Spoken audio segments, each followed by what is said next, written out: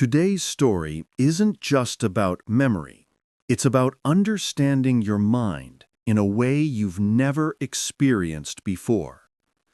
If you've ever tried to study, read, or learn something, and nothing stayed in your head, then this story will change the way you learn forever. All right, let's begin.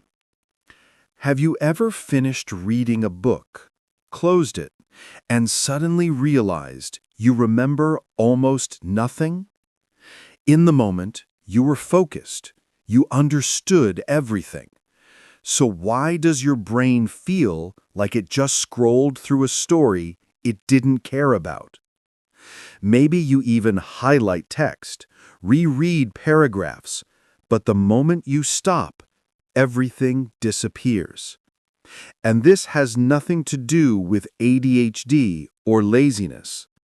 Here's the truth that no one tells you. Most people forget not because they are lazy, but because their brain didn't see a reason to keep the information. The information was never activated. It wasn't marked as important. Teachers don't explain this. Textbooks don't explain this. But your brain doesn't store facts. It stores experiences. So if learning feels passive, flat, and repetitive, your memory will treat it the same way and let the information fade. That's why you remember some random story someone told you 5 years ago, but forget the definition you repeated 10 times today. Your brain doesn't care how many times you look at something. It cares how deeply it connects to what you feel and believe. And until you learn in a way that activates this system, you'll keep reading without remembering, working without growing, trying harder and still falling behind. But that ends today, because I'm going to show you the exact system that helped me start remembering almost everything I study, even though I used to think I had a terrible memory. And I didn't do it through repetition or focus hacks. I did it by changing the way I interact with information. This works for ADHD brains, overwhelmed students, and anyone who's tired of wasting hours only to forget everything during a test or a meeting. If you stay with me until the end, you won't just study better. You'll finally understand how your brain wants to remember information. But let's pause for a second. Before I show you how to make your memory work, you need to understand one thing that most people never realize. Your brain does not store information the way a computer stores files. Memory has 3 stages: encoding, storage, and retrieval. Sounds simple, right? But here's the trick. 90% of people think the problem is with storage. So they read, reread, highlight text, and believe that if they see something enough times, it will stay. But the information never even reaches the storage stage, because the brain rejects it at the entrance, during encoding. Imagine your brain is a nightclub with a very strict security guard. If information arrives without emotion, without context, without a connection to something already inside, the guard simply doesn't let it in. And it doesn't matter how many times it comes back and knocks. Without the right signal, it will never enter. Now, think about your first crush. I bet you remember what you were wearing, what you talked about, even what song was playing. Why? Because emotions are a VIP ticket straight into the hippocampus, your memory center. When adrenaline, dopamine, or stress is present, the brain marks the moment with a bright red flag. Without that signal, everything becomes white noise. That's why you can read a page 5 times and remember nothing, but hear one story at a party and repeat it word for word a year later. The difference isn't repetition, it's encoding. So forget read it again. From now on, we will work with your brain the way it wants to work. And here's the first tool. You need to forget about passive notes and start with nothing. Because your brain doesn't store what it sees. It stores what it struggles to remember. At school, I was told to highlight text, rewrite the same sentence with a neon pen 3 times, stare at the page until my eyes hurt, and pretend that this meant I was learning. But I wasn't learning. I was performing the actions of learning without actually remembering anything. And I didn't realize it until the moment I closed the book. Everything disappeared. My mind went completely blank. I understood the information when I saw it, but I couldn't bring it back without help. And recognition is not the same as recall. Recognition works when the answer is in front of you. Recall asks, can I bring this information out of my mind with nothing in front of me? If you don't train recall, you're not learning. You're just rereading. So I changed everything. This is how I learn now. First, I close everything. Second, I take a blank page. Third, I write down everything I can remember right now. And the first time I did this, I remembered maybe 5% of what I thought I knew. It felt awful. It was uncomfortable. It was embarrassing. But it worked. Because friction, that moment of real effort, finally made my brain pay attention. So it didn't work because I looked at the material more. It worked because I forced my brain to bring it back. And every time I failed and then corrected myself, the information stayed. So here is the new rule. Stop chasing comfort when you study. Start learning through conflict with yourself. When you feel confident while reading or watching material, you probably won't remember it.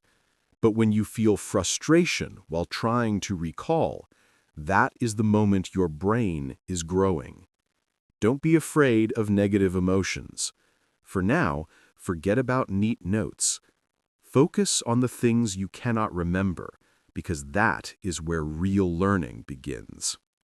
But this is only the tip of the iceberg. The next step is not just to study something, but to become it. Let me tell you a hard truth. You don't forget everything. You forget everything that feels unimportant and unrelated to you. Think about it. You can remember side plots from your favorite TV show. You can name 10 NBA players. You can recall the storyline of a 50-hour game. But can you explain the Krebs cycle or the 4 stages of Pavlov's classical conditioning? Yeah, I thought so. And the problem isn't that you're not smart. It's that your brain is not a filing cabinet. It's a mirror. It keeps what feels like part of you, and it throws away what doesn't. So here's the unexpected solution. Stop trying to memorize the material. Instead, become the concept yourself. I'm serious. Don't say, in economics, supply and demand influence price elasticity. If I were Nike and my new product suddenly went viral, I would double the price because I know people will buy it anyway. This is how memory works on a deeper level. When you speak in first person, when you play a role inside the formula or idea, you're not studying anymore. You're simulating the situation, and this simulation gets stored inside the part of your identity that remembers songs, arguments, and embarrassing moments from 10 years ago. Your brain is not passive, it's a stage. And when you play a character, even for 10 seconds, you leave a trace. So now when you study, stop every 5 minutes and ask yourself, if I were this process, what would I want? What would I avoid? Don't summarize. Tell it out loud like a voiceover. The more dramatic, personal, or even silly, the better. Make this a habit, because memorizing facts is hard work, but remembering something you became, even for a moment, is easy. Now let's go deeper. Why does this actually work? It's simple. Your brain doesn't store data, it stores feelings. There's a study that shocked me. Scientists asked 2 groups to learn math formulas. Group 1 simply memorized them. Group 2 connected each formula to a personal story. For example, this formula reminds me of the time I got lost in a shopping mall because I couldn't find the exit. The result? The story group remembered 40% more. And not only remembered, they could explain the formulas weeks later without reviewing. This happens because emotional charge activates the amygdala, the part of the brain that tells the hippocampus, this is not just information, this is an experience. Save it. That's why you forget the whole biology lecture, but remember one strange story your teacher told about their cat. Not because the story was more important, but because it hooked you. Here's the subtle point. Most people wait for the material to hook them, but the secret is you can create the hook yourself. Before you learn something new, stop for 5 seconds and ask, what in this topic emotionally touches me? What do I like, hate, or find surprising about this? If nothing touches you, create something. Invent a connection. Because when you add emotion to information, you turn it from text into memory. Now that you have emotion, let's add structure, because emotion opens the door, but structure keeps it open. The rule is simple. Compress it or forget it. Here's something nobody admits. Your brain is not designed to store whole chapters. It is designed to store patterns. And the more information you shove into it, the less you remember. Because if the brain doesn't know where to start, it won't start at all. Now I'll show you the shift that changed everything for me. I stopped trying to remember the content and started compressing it into something usable. Here's how it works. Let's say your textbook says, the prefrontal cortex manages executive functions, planning, and impulse control. Instead, you write, the prefrontal cortex is the CEO. This CEO makes plans, fires bad ideas, and keeps the team in line. And that sticks, because now it's not a concept, it's a character with a job. Even better is the formula patience plus compression. Here's how to use it. 1. Summarize every topic in one sentence. If you can't explain it in one line, you don't understand it yet. 2. Compress your summaries into strange, fun tags of 2 to 5 words. The weirder or funnier, the better. Instead of writing a huge definition of supply and demand, You can shrink it into something like sneaker drops. Or, instead of memorizing the technical definition of working memory, define it as brain tabs in Chrome. This works because during stress, like on test day, you won't remember paragraphs. You'll remember these small, compressed, sticky ideas. But let's keep going, because what I'm about to tell you will completely change how you think about forgetting. Your brain doesn't forget because it's broken. It forgets on purpose. Forgetting is not a bug, it's a feature. In the early 20th century, a German psychologist named Hermann Ebbinghaus did a very unusual experiment on himself. He tried to memorize nonsense syllables like Zuck, love, chem, and then wrote down how fast he forgot them. What he discovered is now called the forgetting curve. Here is the main idea. After you learn something new, you forget about 50% of it in the first 24 hours, and then about 20% more during the next week. But here comes the twist. When you try to remember something you already started forgetting, your memory doesn't just return, it becomes twice as strong as before. It works just like muscles. If you lift a weight without resistance, your muscle does not grow. But when you create micro tears, the muscle repairs itself and becomes stronger. Your memory works the same way. Forgetting is the micro tear. Remembering is the repair that makes you stronger. This is why spaced repetition works so well. You do not repeat information when you still remember it. You repeat it when you are almost forgetting it, right on the edge. Because at that moment, in the friction between knowing and forgetting, your brain builds real connections.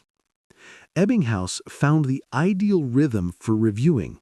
1 day later, then 3 days later, then 1 week later, then 1 month later. Each time you return to the information on the edge of forgetting, you double its lifespan. So don't fight forgetting. It is not your enemy. It is practice that helps you grow. When you remember something you almost forgot, your memory becomes twice as strong. So, next time you sit before a test and panic because you feel like you remember nothing, stop for a moment, close the book, and try to recall the information without any hints. There are moments when you feel like your brain is tired, but in reality, it is not tired. It is simply shut down. You sit at your desk, the books are open, notes are everywhere, your eyes move over the words, but nothing stays in your memory. You read, but do not learn. You hold a pen, but your brain feels like it has left your body. And suddenly, you start thinking something is wrong with you. You get upset, push harder, force yourself more. But here's the truth most people miss. You don't need more discipline. You need to restart your brain. Your brain shuts down not because of laziness, but because of overload. It is fog. It is mental stagnation. It means your nervous system is switching into energy-saving mode. So no, you are not tired. You are disconnected from your body's natural focus signals. Trying harder will not switch you back on, but something else will. Cold, movement, pressure, smell, these are biological switches that return your brain to the present moment. This is called a sensory reset trigger. For example, cold water on your face gives you instant energy. An ice cube on the back of your neck sharpens your awareness. Or you can lie on the floor, lift your legs up, stretch your arms, and you will feel your system grounding again. Another simple trigger is to walk barefoot for 2 minutes. This completely resets your senses. You can even hang upside down for a few seconds. It may sound strange, but it works better than coffee. Because when your body wakes up, your brain follows. And once your system is back online, you don't study harder, you study clearer. That means better results. But there is something else you should know. The best anchor for your memory is your own voice. Your brain listens to your voice more than to anyone else's. Not because you are a narcissist, but because your brain evolved to trust your own signals first. This means that if you want to study smarter, you need to stop only reading and start recording yourself. Let me explain. In university, I failed the same exam twice. I thought I had tried everything: notes, videos, explanations on YouTube. The third time, I recorded myself explaining the material as if I were teaching a 5-year-old. I listened to it while walking, washing dishes, or just daydreaming. I didn't even try to memorize anything. On the day of the test, the answers came out of me as if I had practiced them 100 times. In this way, I tricked my brain into believing that the information already belonged to me. And here is why this method works so well. When you hear your own voice, your brain marks it as familiar and trustworthy. And even more importantly, when you are not studying actively, your subconscious mind continues to work in the background. This is called multisensory encoding, and it is the perfect method if you have ADHD. So here is what you need to do. First, open your voice recorder. Second, say your notes out loud as if you were explaining them to your younger brother. Third, add some background music, lo-fi, ambient, or nature sounds. Fourth, listen to your recording every day while walking, brushing your teeth, or resting. It works because the rhythm gets printed into your auditory cortex. Your voice becomes a guide for the information. And when it's time to remember something, your brain doesn't search. It simply replays it. By the way, this method, recording my voice and explaining ideas, is the same method I use to create content for my blog. I often re-watch my own videos to refresh the information in my mind. Did you know that your focus is not a mental force, but a physical state? Think about this. Right now, as you sit and watch this video, how are you sitting? Is your back curved? Is your breathing shallow? Are you clenching your jaw? When your body is in this position, your brain receives one clear message: you are not safe. So it shuts down higher functions to save energy for survival. Concentration is not a choice. It is your brain's reaction to your oxygen level, your pulse, and your muscle tension. Your prefrontal cortex, the center of focus, works only when your nervous system is stable and calm. And here comes the interesting part. Andrew Huberman, a neuroscientist from Stanford, explains it like this. If you sit with a rounded back and hold your breath, your brain thinks you are hiding from a predator. In this mode, it does not activate the focus circuits. It activates survival mode. So it doesn't matter how much coffee you drink or how many motivational videos you watch, if your body is not prepared for focus, your brain simply will not switch on. So before you start studying, do this. First, sit up straight, open your chest, and take 10 deep breaths. Inhale for 4 seconds, exhale for 6. And no, this is not meditation. This is a reset for your nervous system. You bring oxygen into your blood, activate your parasympathetic system, and signal to your brain that you are ready for thinking. Robert Sapolsky, another neuroscientist who studied the state of flow, says the same thing. When stress is high, the prefrontal cortex shuts down. Your brain redirects energy from logic to reflexes. So if you try to study while stressed, tense, or with a tight chest, It is completely normal to feel tired or lazy. Here is what you must understand. You forget things not because your brain is broken. You forget things because no one taught you how memory actually works. They didn't teach you how to learn. They taught you to consume, memorize, and repeat.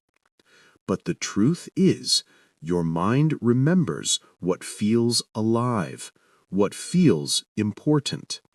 And as soon as you learn to study in a way that activates your brain instead of fighting against it, learning will stop feeling like punishment and will start feeling like progress. So remember this: your memory can grow stronger every single day as long as you keep training it with small, consistent steps. Keep listening, keep practicing, and you'll notice how your thinking becomes clearer and faster over time. If you enjoyed this story, make sure to subscribe. There's more coming to help you improve your English and your mind, one story at a time.